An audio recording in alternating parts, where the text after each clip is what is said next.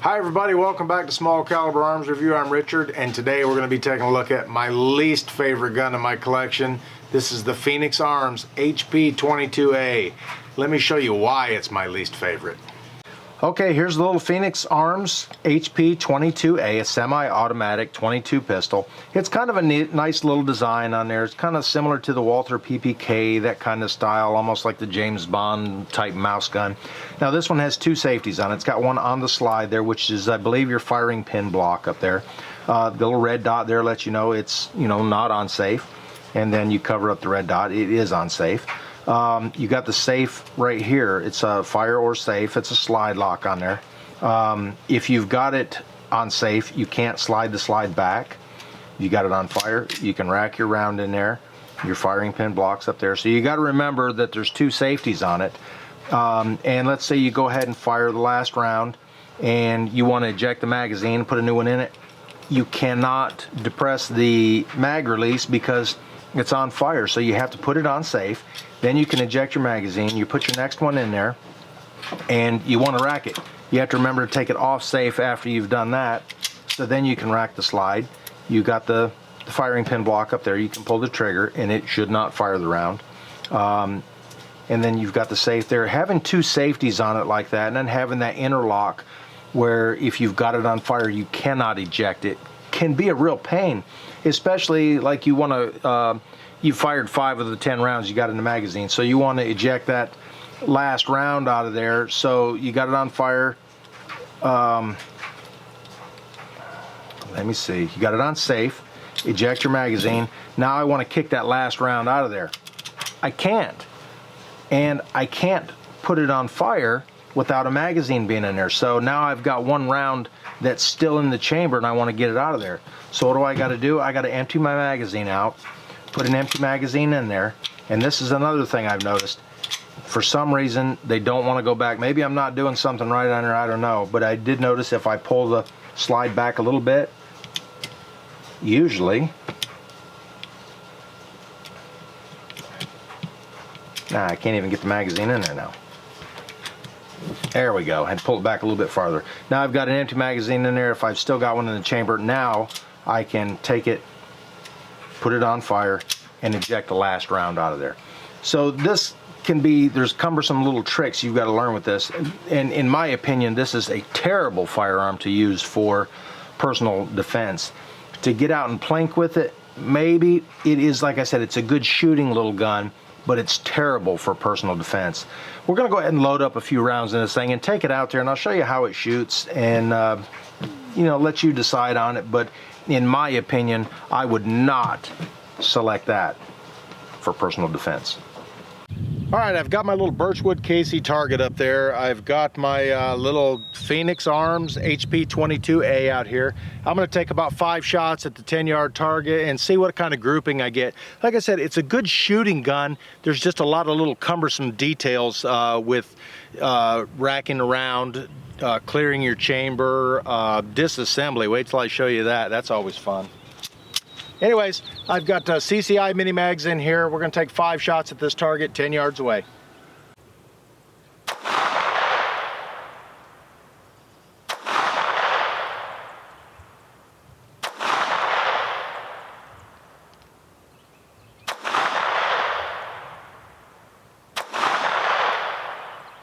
All right, I put my safety on the slide on. I should be able to pull the trigger, which should not fire a round.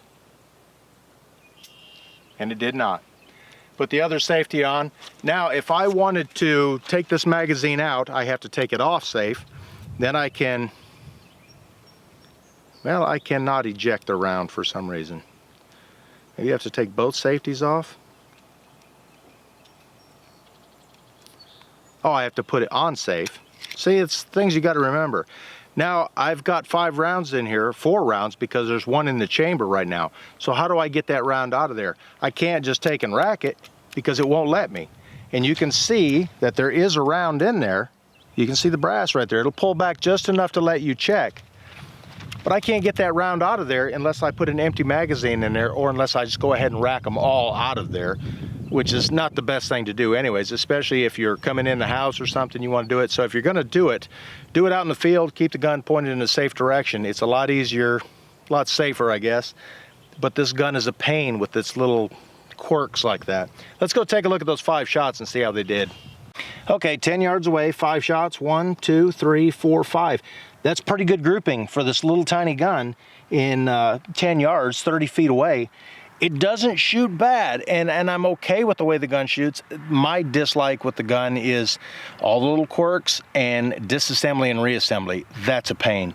I'm gonna take 5 more shots, kind of rapid fire at it, and then I'm gonna take some shots at the 100-yard target because I just have to do that.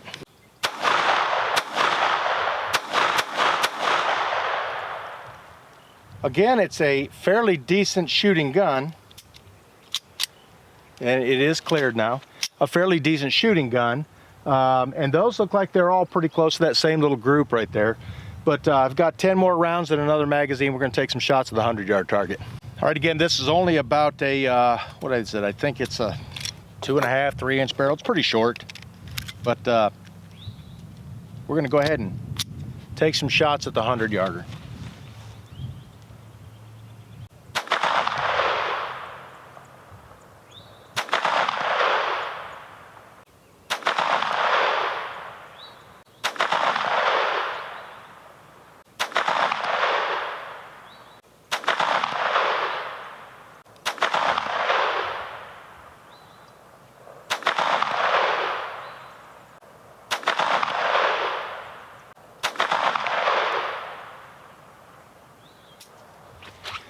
That was it. Again, it's a pistol. It's hard to shoot a 100-yard target with a little short barrel like that. Let's take a look at the disassembly.